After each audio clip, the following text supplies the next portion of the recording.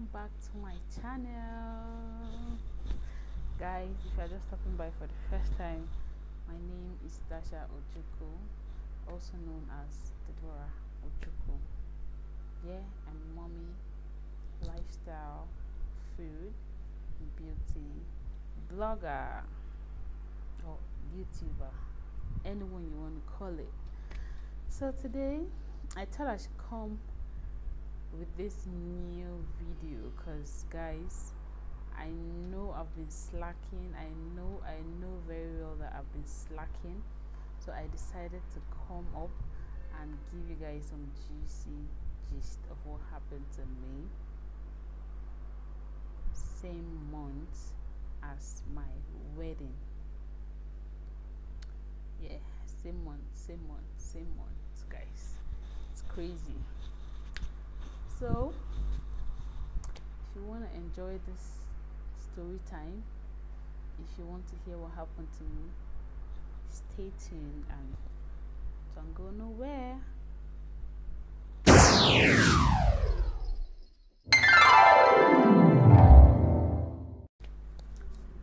So guys, back to the matter. I almost died, for real. I almost died just few days or few weeks to my wedding. So what happened was that, okay, let me take you guys to all the gist, all what happened before that whole incident, so that you guys will understand what caused it, what made this whole thing, not really what caused it per se, but in my defense, what I was going through before this thing happened. So I was planning and preparing for my cousin's wedding. I was to travel, let's say Thursday, let's say Thursday to Friday of the wedding. The wedding was Saturday, but then I had stuffs to settle with NYSC. If you know NYSC in Nigeria, when you are about to finish, when you are about to pass out, that is the most stressful period of NYSC ever, for real. So I was planning my wedding at the same time, same month. I was passing out same month. My cousin's wedding was also same month. So my head was full. Yes, my head was full to the brim. So in the midst of all this chaos and all these preparations and all that, I decided to, take a break. I said, let me go do my hair, so I'll prepare for this wedding, because I had to go, because I was in the bridal train, so I didn't have any excuse not to go. I had to go, and it wasn't too far. I live in Abuja, and KD, if you know Kaduna State very well, Kaduna is not too far from Abuja, so you don't really have any reason not to even go. And she's my cousin, so I already had plans to go. So what happened was, I went to make my hair. The guy, the hairstylist, told me he usually washes any of my hairs and keeps them for me. Whenever I'm ready to use them, I'll just come use them and all that. So that day, he had one of my hair that has been with him for, let's say, 5 months to 4 to 5 months. So I didn't have anyone to use as of that period, and I decided that I was going to use the hair he was holding, or let's say the hair he had, the hair of me that he had in his disposal. So when I went there, guys, well, I called him actually before going there, and he told me, come now, the hair, I've washed it. Oh, you know, hairstylists, they don't like losing customers. So they don't care. Anyhow, they will shall tell you to come. After he told me, come, I've washed it, blah blah blah, the hair is here. Just what time are you coming? I told him I'm coming now because I don't even have time. I need to finish up what I was doing. I need to finish up this hair thing. Guys, they won't let me be great. Can you hear voices? Mommy vlog. How do you people do it? How do you people do it? Mommies that, you know, do all these videos. Because guys, I have not had time to sit down. It's either I'm running every time, I'm locking myself in one room or the other. Back to the gist. So where did I stop? So the guy called me and I said okay. I had other plans for that day, bear in mind, because my wedding was that month. So I had other things. I had other plans. I was supposed to go get my ring because my husband said I've not had time to come and he doesn't even know my ring size, so I needed to go get my ring. So I called him at around 1 p.m. He said I should come. I was ready and I went there. Okay, how far, where's the hair? Let's start this whole thing because I need to rush. I have other things to do. The guy goes, the hair is not actually here. I said,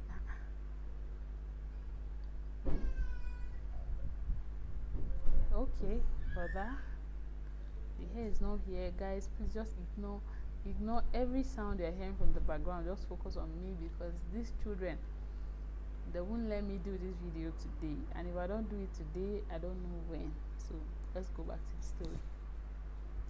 He said the hair is not actually here. I said, okay, where is the hair? Bring it out, find it. You told me it was here, so obviously I came with the mind that I was going to make my hair. Why are you not telling me the hair is not here now? Did the hair disappear all of a sudden? Like, did it just disappear now? Or okay. The guy said, okay, what happened was I met him in a different plaza. Because the plaza I usually go to, he called me that no, he's no more there. I should come to so plaza, and I went there, still in the same vicinity or vicinity. So I said okay. So when I went to that plaza, he told me that the hair actually he left it in his former shop. I said, in your former shop? Oh yeah, go and bring it now, brother. I don't have time, to be honest. I have things to do and all. The guy said that the story behind the hair is that his former boss took the hair away. She said she's suspecting that they might have stolen her things, so therefore she cannot release the hair without the owners coming to claim it. So she's holding the hair, and I'm like, dang, but why didn't you tell me all this? Like, I would have made other plans, you know. I would have decided that okay, maybe I'll just go buy some cheap hair, those packet hairs and all that. I just need to get this thing done with because I'm traveling the next day. I think the next day was Friday. If I can't travel on Friday, Saturday was the wedding, then how will I meet up? The guy said that he will go to the shop and get it for me. He told the madam that the owner of the hair has come. I was like, let's go get it because I need it. We need to hurry up. The guy went and came back. I said, bro, where is the hair? The guy said, the owner of the shop is actually a civil servant and she's not back from work. She will get back by 5 p.m. Guys, 5 p.m. Bear in mind when I called him it was 1 p.m. and I got there 30 minutes after I called. So meaning I was there at around 1:30 p.m. Guys, all this drama happened 2 p.m. to 3. I sat down there. 4, I sat down there. I was too tired. I didn't even know what to do. Since the plaza wasn't far from Utako Market, I just decided to stroll into the market, get one or two things for myself. I just decided to get a new black shoe that I didn't even plan for, just to while away time because I was tired sitting in the guy's shop. I was there in Otako Market. I called him. He told me he's sorry that she's still not back. That was around 5 p.m. because they usually close the market at 6. I still called. 5:30. He told me he called her that she's just coming back. Blah blah blah. That was how I left the market when the market had even closed, because I was going around looking for just few things to buy and all that. So when I got to the plaza, that was when he said that the woman just called that she's around, so let him go and check. So the guy went and brought the hair. At least the hair came, but the time and other things I had to do was at stake. So he brought the hair and did my hair and all that, but we finished at around, we started the hair like past 6. I can't really tell how many minutes past 6, but I know we finished after 1 hour, which was like 7:30, around 7:30 to 8. And my husband now, which was my fiance then, called and said we needed to get this ring because I was traveling to Kaduna for this wedding, and when I get back I'm still going back to work because we've not rounded up yet. That was the same month we were rounding up, so my office, that was my PPA, place of primary assignment, still needed me to be going there for no reason actually, but they just wanted you to go there just because you haven't passed out, and the office was actually very strict, so I didn't have any choice but to go get my ring that day, so I'll travel the next day. So I went for the ring and everything. Let's say I finished, we got there at around 8. Where to get the ring, like 8:30. We finished everything at around 9. So my husband took me to where I was staying. Let's say if you know Gwarimpa very well, if you live in Abuja and you know Gwarimpa has so many estates in them, like so many estates. This one is just new, it's like outskirts of Gwarimpa.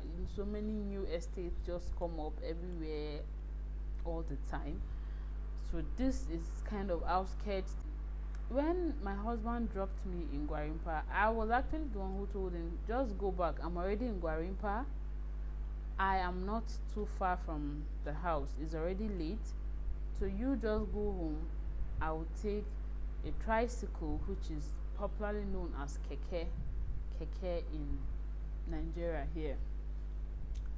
Where he dropped me, that's the bus stop where I can take keke to my estate. I was waiting. Usually sometimes if you are lucky enough, you just see bikes, but I don't know if they're still there. You just see bikes that will just take you to the estate, because the estate wasn't really far, just like 10 minutes from not even up to 10 minutes, but sometimes trekking there is quite hard, so most times we'll just use the bikes to enter the estate. And so when I was waiting for bikes, I saw few keke, most of them were full. Then I saw this empty one. I was like, bro, please, can you take me to Queen's Estate? I beg. The guy said, Queen's Estate? That does know that he's going to one estate after Queen's Estate, so he doesn't think he can take me to Queen's Estate, please.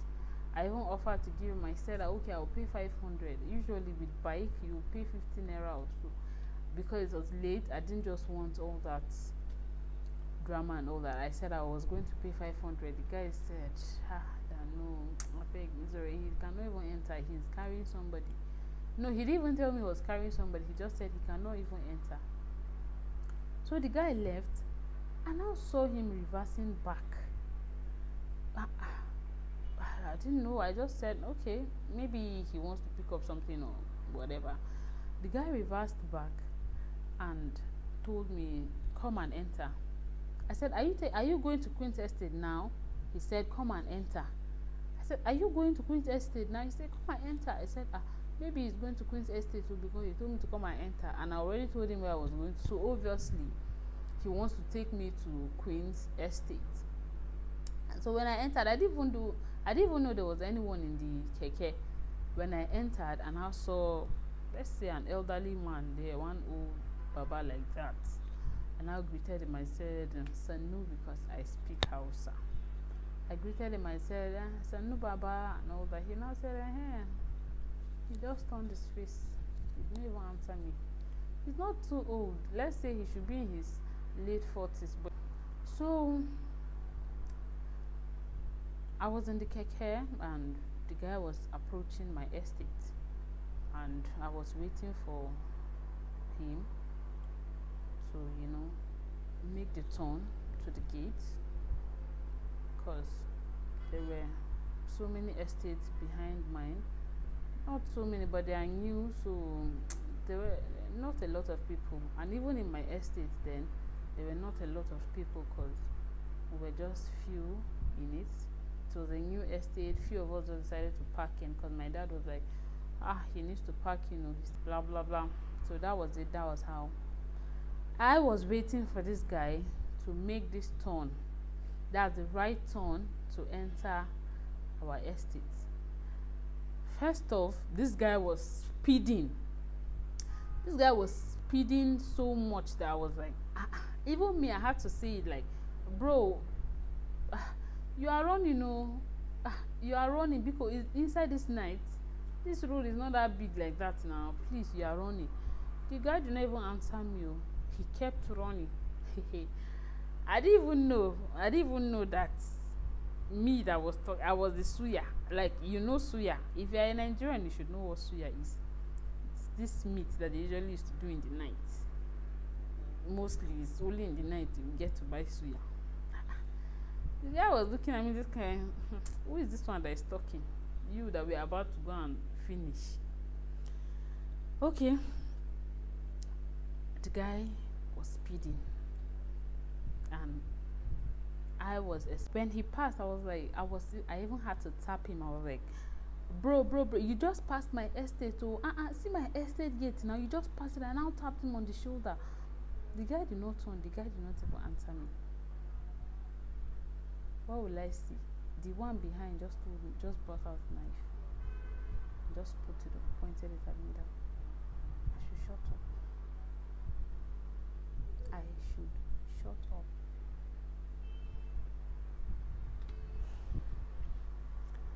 I didn't actually know what was happening. For real, I actually thought they were going to take me to my estate. Like, when something has never happened to you before, and you don't even know how to react in situations like this. You don't even know what to do. You don't even understand what was happening. Like, I needed someone to explain to me what was going on. The guy pointed a knife at me and was like, shut up. Keep quiet. And I was confused. I didn't know what to do. I was so scared. I didn't even know when I grabbed the knife. I held the knife because I didn't understand why I was seeing a knife in front of me. So I was so scared I had to hold it. I held the knife so tightly. I was begging him. I said, please, Kaya and Kuri, please. I was speaking Hausa. I was saying, please, please, please. I was begging the guy. The driver of the keke was still speeding. I was begging. I was holding like 3 to 4 letters actually. The shoe that I bought was in one. Then I don't know. Then I don't know. So many concussions. I bought some things actually from the Utaku market. Okay. Then my mom asked me to buy bread when I was coming back. So I bought bread and I was just holding like 4 letters, and I was begging. I thought they were going to collect my phone or something. They didn't collect my phone. They didn't ask for anything. They were still running. And my estate was actually opposite a bush. Not really bush, let's say cashew trees. So it's not as if houses were there. So even in the shout, it's not as if people could hear me. So the guy told me to shut up, that nobody's going to hear me. I should shut up. Guys, I didn't know what to do in my life. The first thing I did was actually to hold the knife. And I didn't know, it was just a reflex action. Like, I didn't know what to do at that moment.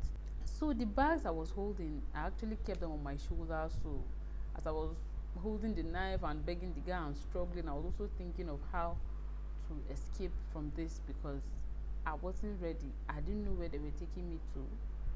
I wasn't ready to die. I did not understand what was going on. I didn't even understand. I couldn't even pinpoint what they wanted to do with me. Either they wanted to rape or they wanted to, steal, but they didn't ask for anything. They were still going with me. Was it rituals? I didn't even know. I didn't have any idea what was going on. I was blank. I didn't even know I was holding a knife, to be honest. I knew I held a knife, but I didn't even know I was holding it. So I was thinking of an escape plan when this guy was still moving. As we were just two of us at the back, as I was holding the knife, I just decided to turn to see how far we've come, and I saw that, oh boy, we've passed my estate gate. That's in the midst of all this struggle. We are already approaching their destination. No, I just said to myself, you have to either decide to give yourself away, to die, or to survive. I don't even know. It's only God. I can actually give all glory to God and all credit to God. But the things I was holding, I just packed them and poured them out, because I needed space. I needed space to tackle this issue. As I poured this thing away, we were still on the run. This guy was still running. And I just said to myself, fall out of this keke. It's better you fall out with injuries and, in fact, let something happen to me down than to know that they will take me to wherever they want to take me to. Because I didn't know the plan. But the knife was there. I didn't know what they had in plan, to be honest. But I just saw that if I follow them, even if they wanted to rape me, they would definitely maybe end up killing me, because I'm definitely going to struggle with them, because I was already struggling with them in the keke. So I already saw death flashed on my face. For real, I saw death flashed on my face, and I was like, on my eyes, and I was like, I am not ready. I am not ready. I'm not going to let this happen. Nothing. I'm not going to let this happen. I was like, God, just do you. I don't know. And I was done thinking and, saying all this on my head. I just found myself, I fell out, and I just found myself rolling on the ground, because it was a moving vehicle. It was a moving tricycle. It was moving when I decided to fall out. Thank God I was wearing a jean trouser. So when I fell out, I just found myself rolling. I did not even roll finish when I decided to hold myself and stand up. I stood up and started running. Guys, I never knew that, life was so precious like that, until that day that I had no option but, to fight for my life or to follow them and either die, because obviously that was their plan. Guys, I started screaming. No one was coming. I was turning back and running at the same time.